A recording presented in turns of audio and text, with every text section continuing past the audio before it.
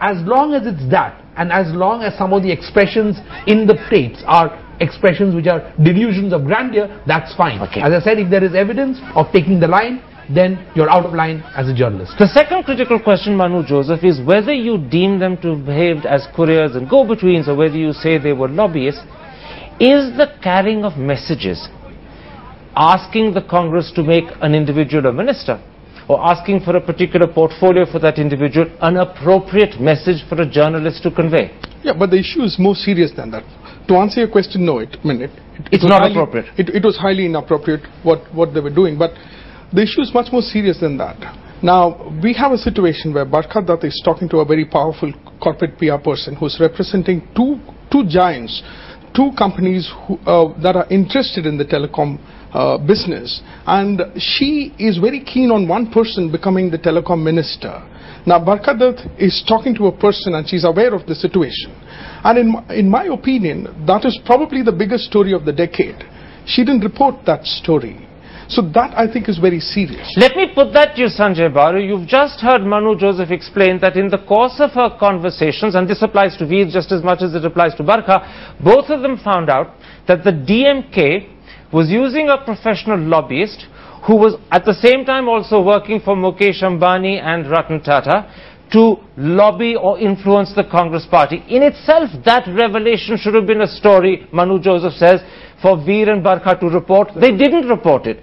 Do you think that they should have reported it rather than hide that fact and try and get involved in conveying messages instead? Absolutely. I think that is where I would entirely agree with Manu Joseph.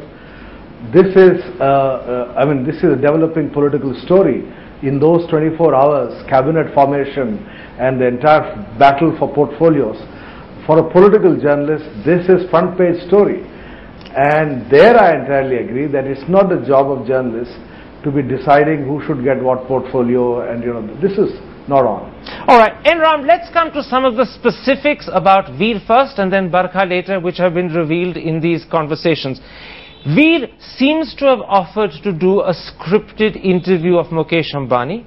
At another point, he repeatedly asks Radia what he should put into his Hindustan Times column counterpoint. An article in your paper on Wednesday shows that at least on one occasion, his column reflected what he was asked to write. What do you make of all of that? Yes, he has of course said it, those were his views, but it is very embarrassing, and I think there's a real case there of what you shouldn't be doing. I have no idea whether that swung the decision, his column and so on, but the fact that it appeared next day requires more serious explanation than he has given. In other words, his explanation that this was just a coincidence of views is inadequate and insufficient. Is that what you're saying, Ram? Absolutely. To put it mildly, Karan.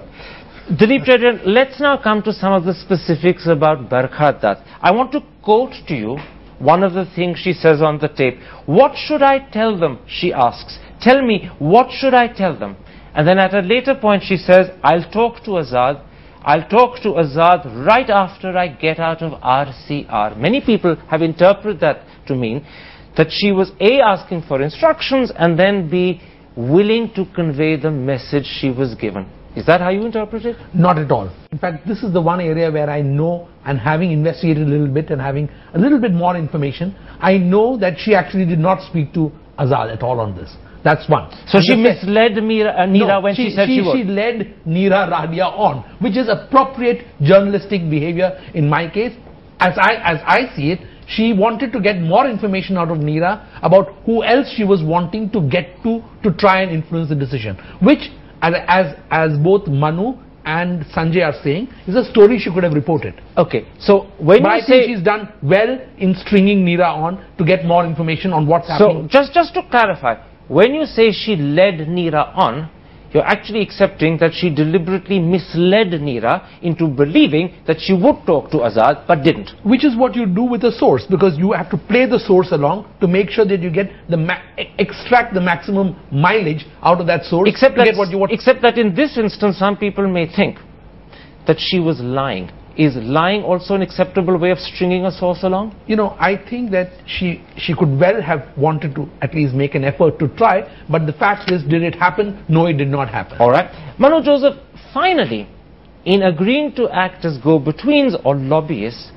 one thing does emerge or seem clear, that both Vir and Barkha were using the access and influence which their professions give them or which their employers give them for purposes for which that influence wasn't originally intended. As you view it, is that acceptable or is that a misuse? Well, that's a gross misuse of journalistic access. But see, there's a large issue here. Now, how do we know, just coming back to the point that we're trying to make, how do we know whether those calls were made or were not made? Can you just elaborate on that? I mean, I'm not clear how you can be so confident. Basically what he's asking is, how do you know she didn't ring Azad? How can you be certain that she didn't ring Azad? Well, the information that I have is that she didn't actually manage to get through to Azad. Forgive me. And so she tried. She tried. The second, no. If you say she didn't manage to get through, that suggests she tried. She could well have tried. As I said, I'm not defending. So then, hang on a second. Then that also suggests that she intended to fulfill it. She intended to be a go-between, but failed because she couldn't get through. Or she didn't try too hard because it was beyond her call of duty. Not trying too hard is a bit of detail. If you try once, it's trying. You're saying that she tried but failed to get through. You know, I think that as far as Barkha is concerned in this, if one. No, but answer my question. Did Barkha tell you this, that she tried and didn't get through? No. Then how do you know? No. I checked myself to figure out whether in the Congress party. Who did you check with? Did you ask Azad?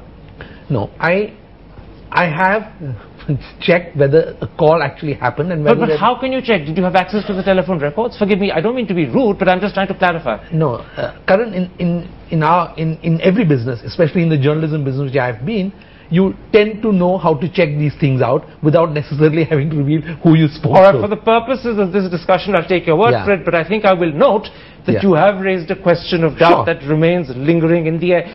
Sanjaya Baru, how damaged are the reputations today of Vir Sanghvi and Barkha Dutt? And if it emerges, although I should add there is absolutely no proof of this at the moment, that they agreed to be go-betweens not just as a favor for Nira Radia, but in return for some recompense of payment, then how much worse would the situation be for the two of them? Well, on the second question, Karan, I don't want to presume what may or may not have happened. But on your first question about the reputation, let me say that both have a very strong track record of very high professional reputation. They are very distinguished journalists. Now, in this particular case, they come out looking very, compromised. And I think as a professional, one would expect them to explain what exactly was happening on those 2 or 3 days. Absolutely. I wish they'd come on this show and explain their position. But they have a lifetime of professional credibility behind them, against which you have to look at this one instance of professional misconduct. Okay, let me bring in Ram on that. Ram, how damaged is the HT and NDTV because two iconic journalists have behaved inappropriately?